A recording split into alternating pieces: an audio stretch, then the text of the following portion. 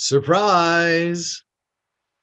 It's Ray from People Incorporated Training Institute back with you today for Module 4 of our special training series, Safety in the Right of Way for MnDOT staff and people experiencing homelessness.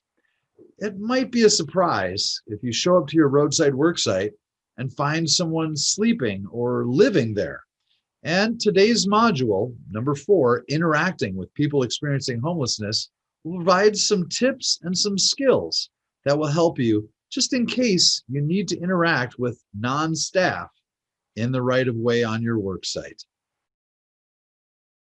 Today's video will cover tips for effective communications, cultural considerations to help address people with respect, and some tips on avoiding escalation as you interact with folks that you might meet at work, or maybe this will come in handy at home too. We'll also cover how mental health and substance use can interfere with effective interactions.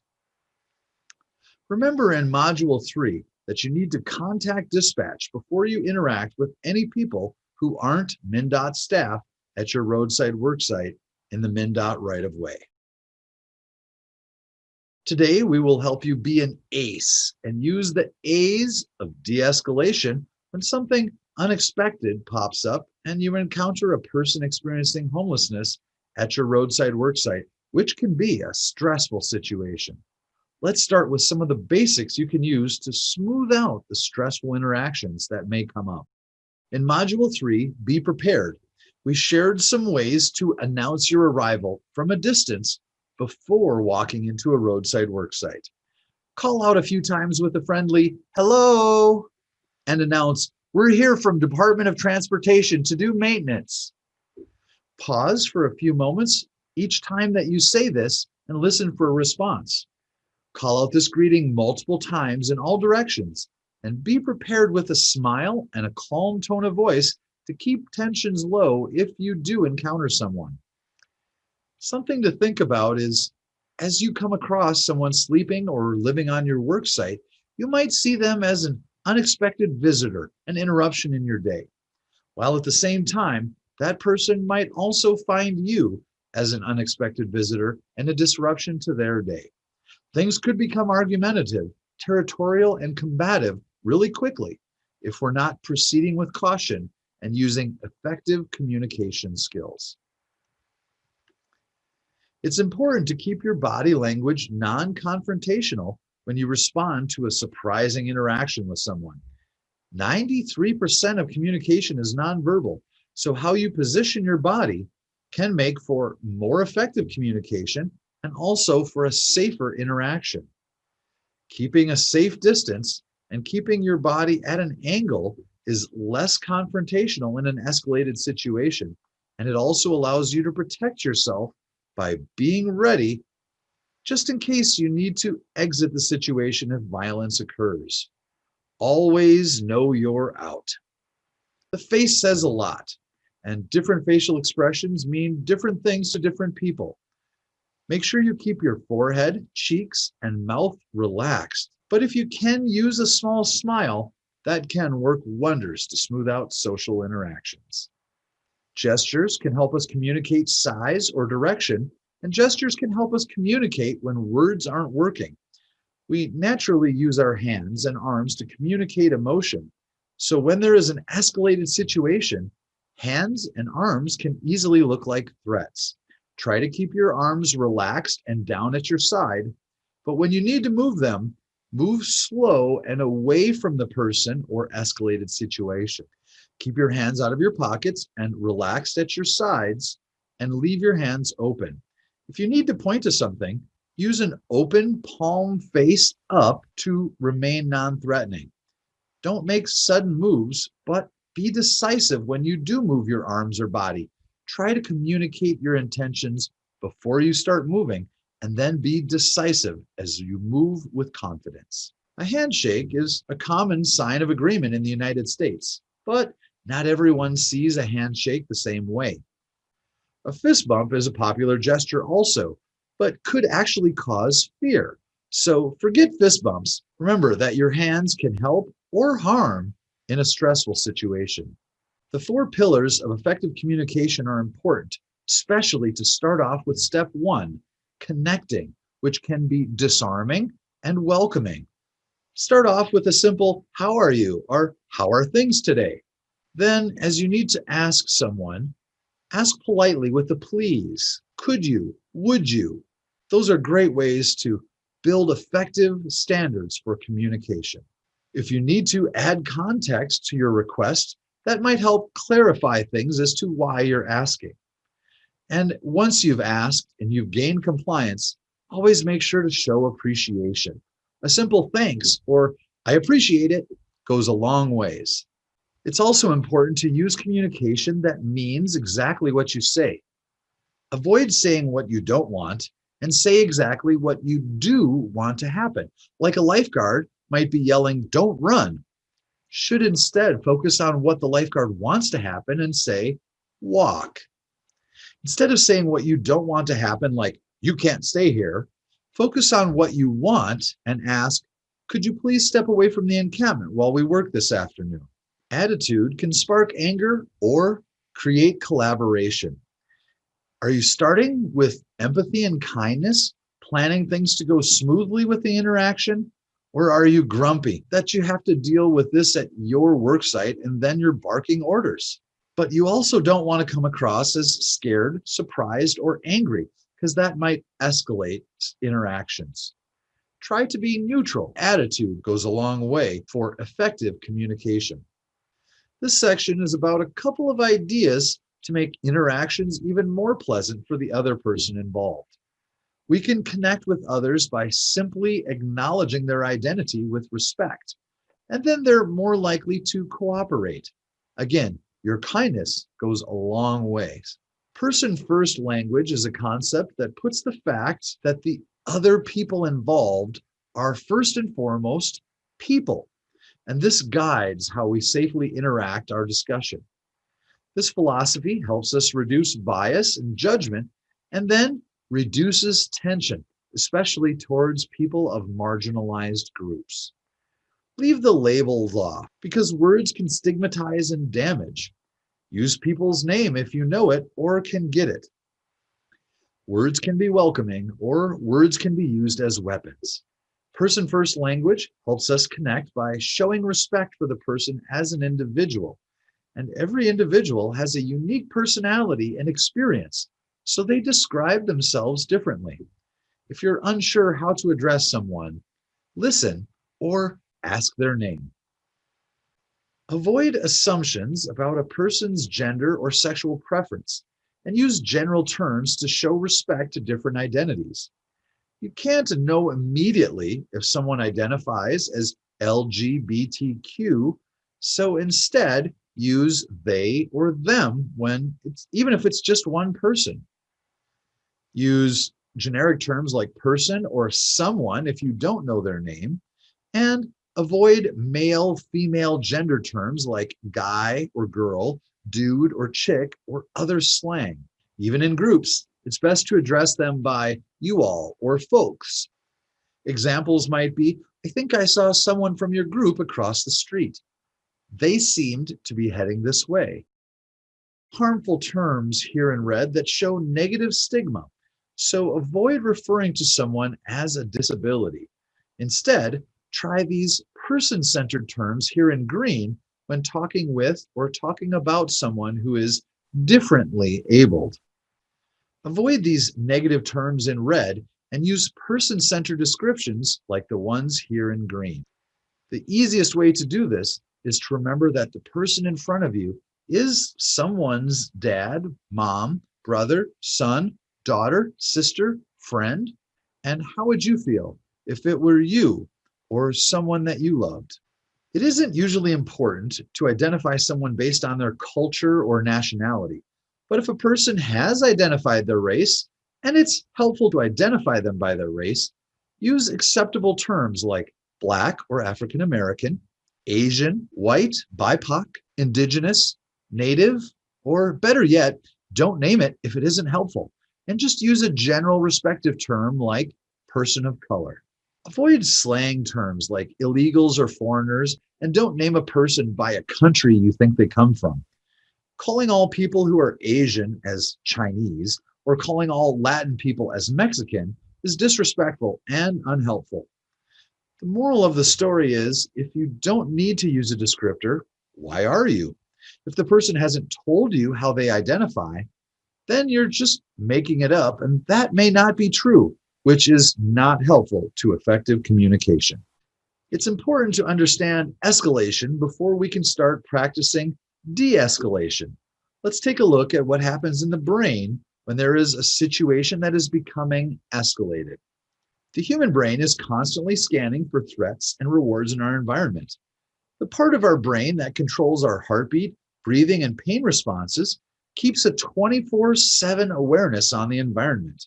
Our eyes, ears, sense of smell, and our skin are constantly engaged to detect any threats or rewards in the environment. And this helps us if we need to quickly avoid a perceived threat to safety and engage our fight or flight instincts. And being in a survival mode due to a homeless experience heightens all of these senses. In Module 2, Situational Awareness, we talked about the scanning brain. It's important to remember when someone is escalated, it's because they are perceiving a threat. This threat could be you. It could be having to leave a place they're familiar with. It could be just how sudden things are happening. Either way, something is threatening to them. Note that I said perceive a threat. The threat doesn't have to be real. It just seems that way in the moment, and that triggers the brain to fire off that stress response of fight or flight. According to Nobel Prize-winning psychologist Dr. Dan Kahneman, we have two systems at work in our brains. System 1 involves automatic, impulsive, and unconscious decisions, while System 2 involves slower, more deliberate processing for complex problems. The automatic System 1 can be a really good thing in certain circumstances, triggering the fight or flight reflex when the brain perceives a threat. However, when things are escalated in System 1, our System 2 problem-solving brain goes down, way down, and it's tough to handle complex situations when we're stressed. When our brain is escalated in System 1, it helps to ask short, simple requests that are easy for the brain to understand in the middle of a stressful situation. Following your ask with a please and thank you, along with using together terms like we, us, or our, help connect, and that reduces tensions.